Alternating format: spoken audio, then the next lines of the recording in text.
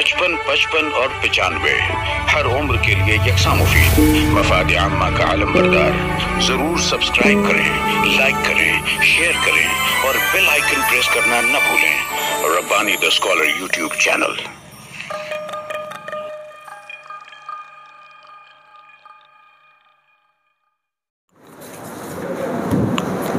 मोहतरम अहमद अयूबी साहब ने यहाँ पर अपनी तख्लीकात पेश करने की कोशिश की और उसमें देखते हैं वो कहाँ तक कामयाब होते हैं। आइए मैं अगले कलमकार की हैसियत से आसिफ सुबहानी साहब को यहाँ मदऊ करता हूँ कि माइक पर तशरीफ़ लाएं और अपनी तख्लीक पेश करें।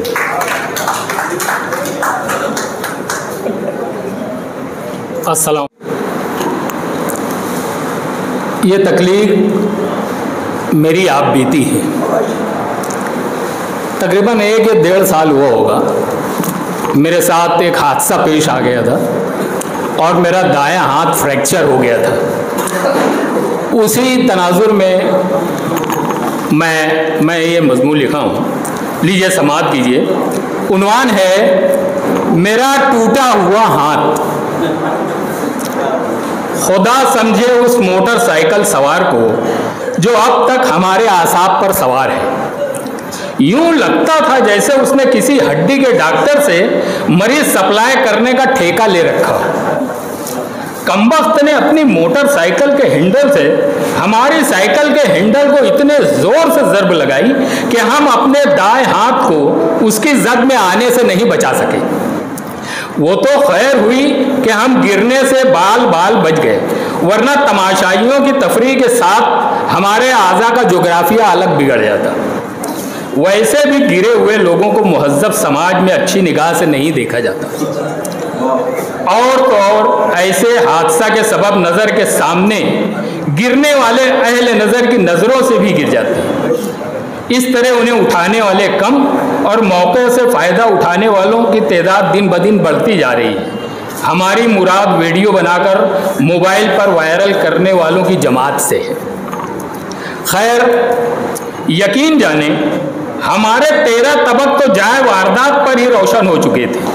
14वां तो तब रोशन हुआ जब हमें इस बात का इल्म हुआ कि हमारे दाएं हाथ में फ्रैक्चर हो गया है।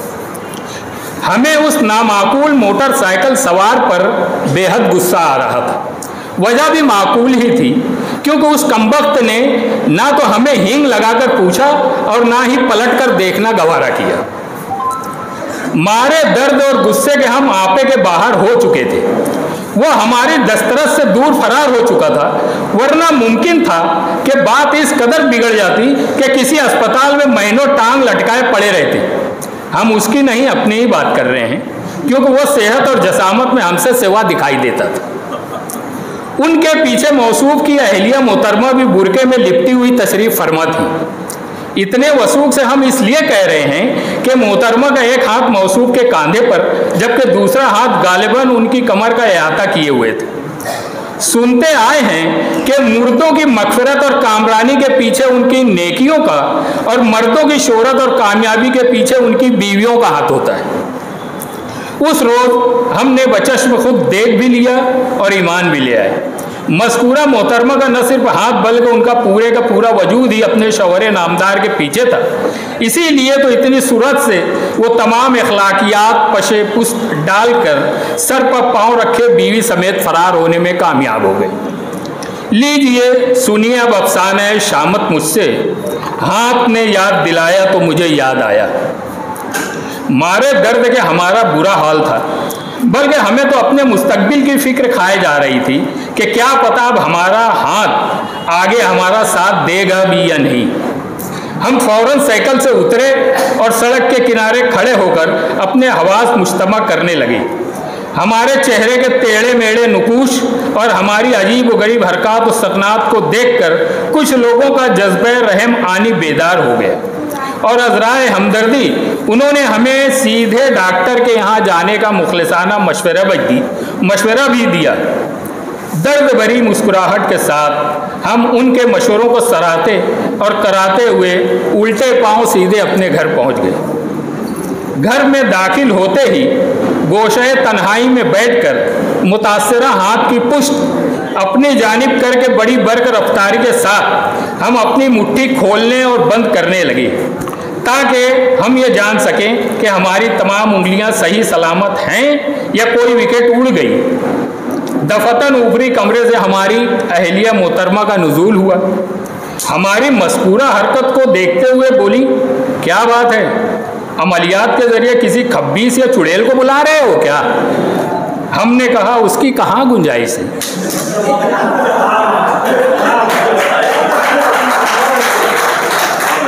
हमने कहा उसकी कहाँ गुंजाइश है, और हम किसी को बुला नहीं रहे हैं, बल्कि हाथ आई हुई बला को टाल रहे हैं। फिर हमने गमज़दा लहजे में मुकम्मल रुज़ाद मिनोअन बेगम के गोश्त गुजार कर दी। उन्होंने अपने मुतहय्यर और मुतजस्सिस चेहरे को फौरन बदला, तेवरी चढ़ाई और हमारे चाल और चलन पर उंगली उठाते हुए फट पड़ी। अरे ऐसे कैसे साइकिल चला रहे थे तुम? बारहा मैंने तुम्हें ताकीद की है कि एहतियात से सड़कों पर चला करें, मगर तुम मेरी सुनते ही कब हो? और साइकिल चलाते वक्त तो जैसे तुम पर जवानी आवत आती है। अरे शुक्र अदा करो कि मेरी कोई नेकी आड़े आ गई और मामला थोड़े पर ही टल गया, वरना खामखा में मुझे इद्दत की मुद्दत गुजारने पर मजबूर होना पड़ा।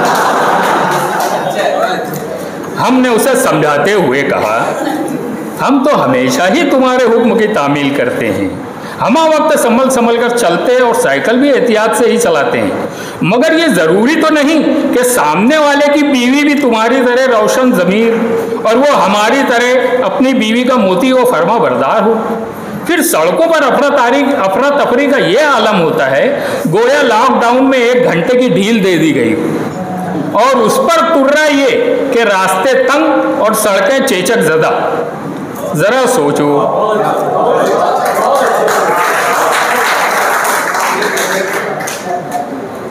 जरा सोचो, जब माहौल हादसात के लिए इस कदर साजगार हो तो भला हादसों को क्यों कर टाला जा सकता है?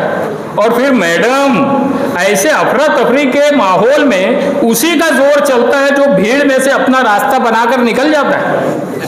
बिफर कर बोली, अरे मैं कहती हूं कि जब तुम्हारा जोर नहीं चलता तो तुम घर से निकलते ही क्यों हो? हम समझ गए कि इस जोरा जोरी के माहौल में किसी भी पल पानीपत की जंग छिड़ जाने का भरपूर इम्कान है, लिहाजा हमने बादिले नाखास्ता खामोश रहने ही में आफियत जानी। कुछ देर माहौल पर सुकूत तारी रहा। फिर हमारी शरीके हयात ने लुकमान हयात तेल की शीशी हमारी तरफ लपकाते हुए कहा, अब यहाँ बैठकर शीशा करने से कुछ हासिल नहीं होगा, लो ये तेल हाथ पर मल लें और जाकर किसी ढंग के डॉक्टर से जाकर मिल लें। कहीं ऐसा ना हो कि हाथ से ही हाथ धो बैठो।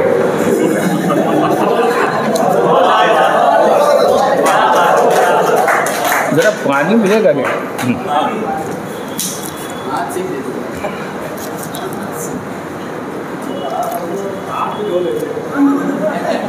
कहीं ऐसा ना हो कि हाथ से ही हाथ धो बैठो। बीवी की प्यार भरी बातें सुनने के बाद हम हड्डी के डॉक्टर के यहाँ पहुंचे। डॉक्टर को उंगली पकड़ाई और उन्होंने धीरे धीरे पहुंचा ही पकड़ लिया और लगे दाएं बाएं घुमाने। जब हम कुर्सी से 1.5-2 इंच उछले तो उन्होंने कहा, लगता यहीं गड़बड़ है। एक्सरे के बाद ही सही सूरत हाल मालूम हो सकेगी। फौरन एक्सरे निकाला गया। एक्सरे रिपोर्ट देखने के बाद डॉक्टर ने बड़े इत्मीनान से कहा, अल्हम्दुलिल्लाह, बड़ी खुशी की बात है कि सिर्फ कलाई के पास हड्डी में मामूली सा फ्रैक्चर है, कोई बहुत ज़्यादा टूट फूट नहीं हुई है और इसकी मरम्मत के लिए प्लास्टर कराना अज़बज़ ज़रूरी है।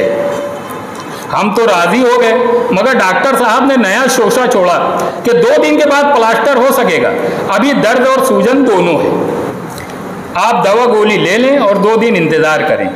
बिल आखिर 2 दिनों के बाद हमने प्लास्टर के लिए अपना हाथ डॉक्टर के हाथ में दे ही दिया। प्लास्टर करने के बाद डॉक्टर ने हमारे गले में तौक भी डाल दिया। बैक वक्त हम हाथ और मुंह लटकाए अपने घर वापस आ गए। जब तक थे ठीक ठाक किसी ने खबर न ली। जब तक थे ठीक ठाक किसी ने खबर न ली, टूटा जो मेरा हाथ सभी पूछने लगे। फिर क्या था, प्लास्टर कराने के बाद तो हमारे दिन ही फिर गए।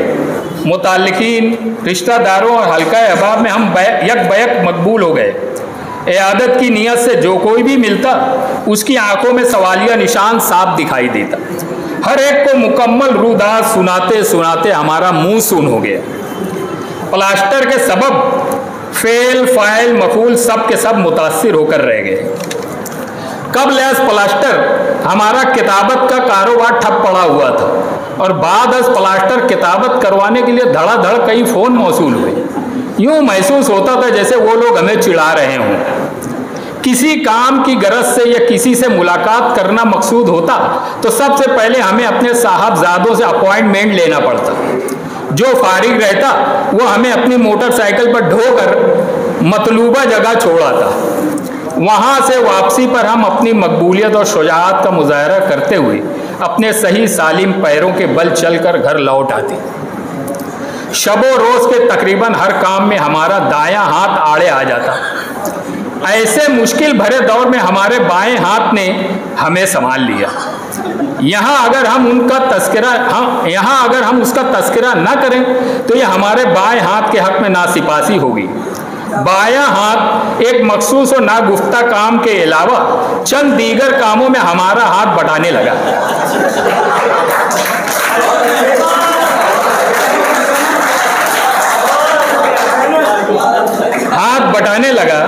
जिसके सबब हमें जुज़वी तौर पर राहत नसीब हो जाती थी।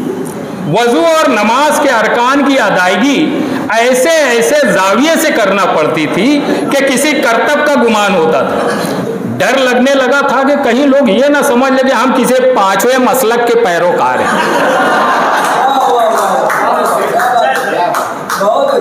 रात में सोने के वक्त अपने से कहीं ज़्यादा प्लास्टर ज़्यादा हाथ का ख्याल रखना होता था। वजह यह थी कि हमारे खैर खाओं ने हमें तंबीह की थी कि होशियार बाज, अगर प्लास्टर के अंदर चींटी या कोई और हशरातुल अर्ज़ दर आया और खारिश का इजरा हो गया तो आपकी बेचैनी और तकलीफ में न सिर्फ दिन दूनी रात चौगनी तरक्की हो जाएगी बल्कि आप ब्रेक डांस करने से भी बाज नहीं आएंगे। मारे खौफ के हमने इजार बंद का खौल हाथ पर चढ़ाकर घुसने के तमाम रास्तों को मजबूत करने की हत्तल इम्कान कोशिश की और कामयाब भी रहे। क्या क्या न सहे हमने सितम हाथ की खातिर। हमारे रोज़मर्रा के और भी दीगर काम किस जांफशानी से अंजाम पाते थे, ये भरम कायम ही रहे तो बेहतर है, क्योंकि जब बात निकलेगी तो बहुत दूर तक जाएगी और आपको दूर तक ले जाने का हमारा कोई इरादा भी नहीं है, जिसके लिए हम माजरत खा हैं। बस आप इतना समझ लें कि जब दीवार पर प्लास्टर लगता है तो उसका हुस्न दोबाला हो जाता है और जब किसी इंसान को लगता है तो उसके मामूलात तय बाला हो जाते हैं।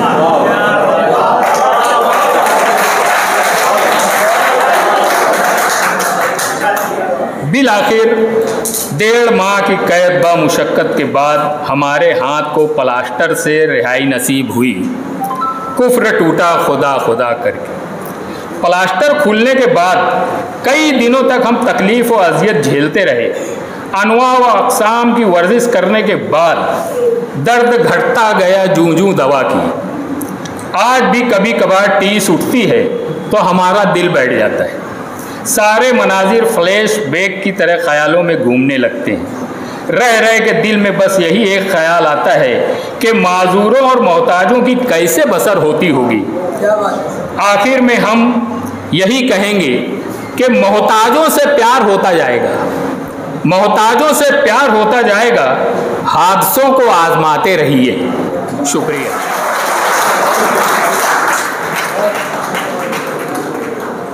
वाह वाह, बहुत ही ज़बरदस्त पेशकश मोहतरम आसिफ सुबहानी साहब।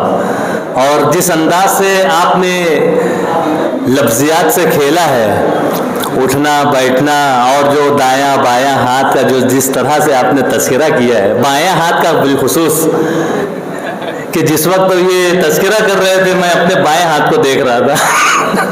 बहरहाल मैं बहुत मुबारकबाद पेश करता हूँ कि यकीनन आपने जहाँ पर अपने कलम की जौलानियाँ बिखेरी हैं वहीं पर आपने अपनी पेशकश के ज़रिए से यहाँ पर सामईन को बांधे रखा और मशहूर कर दिया। मैं बहुत मुबारकबाद पेश करता हूँ। रह जाती है बात खुतबा सदारत की, लेकिन सदर साहब ने यहाँ पर तमाम तख्लीकात को सुना, महसूस हुए और वो जो खुतबा सदारत पेश करेंगे उससे कबल यहाँ पर मैं आपको बतलाना चाहूँगा कि आपने मुरासले में देखा होगा कि जहाँ निज़ामत रिजवान रब्बानी लिखा हुआ था वहीं पे नकाबत लिखा हुआ था। नकाबत की जगह पर डैश डैश डैश डैश था। तो मैं आपको बतलाना चाहूँगा कि यहाँ पर जिंदा दिलान का जो तुर्रे इम्तियाज़ रहा है कि एक जिद्दत और इनफरादियत के साथ यहाँ पर अपने इस प्रोग्राम को वो पेश करने में अपना सानी नहीं रखता। बिल्कुल उसी तर्ज पर यहाँ पर नकाबत के लिए ये है क्या चीज़ और ये किस अंदाज से यहाँ पर आज की इस नशिस्त में होगा मामला, उसे समझने के लिए, उसे बरतने के लिए और उसको अमली जामा पहनाने के लिए मैं यहाँ पर चाहूँगा कि हमारे जिंदा दिलान के एक बहुत ही अहम जिम्मेदार मोहतरम सिराज अहमद दुलाल साहब तशरीफ़ लाएँ और इस अहम जिम्मेदारी को आगे की तरफ ले जाए। मोहतरम सिराज अहमद दुलाल साहब। हर उम्र के लिए यकसा मुफीद, मफाद आम्मा का आलम बरदार। जरूर सब्सक्राइब करें, लाइक करें, शेयर करें और बेल आइकन प्रेस करना न भूलें। Rabbani the scholar YouTube channel. Rabbani the scholar YouTube channel इल्मी, अदबी, दीनी, मिल्ली, समाजी, सकाफती, तहजीबी, फलाही, तिब्बी, फन्नी, माशी, तिजारती, माशरती, इंतजामी, इनकलाबी, तहरीकी, तहकीकी, तकनीकी, तफ्तीशी, तामीरी, तालीमी व मालूमाती यूट्यूब चैनल। जरूर सब्सक्राइब करें, लाइक करें, शेयर करें और बेल आइकॉन प्रेस करें। Rabbani the scholar YouTube channel.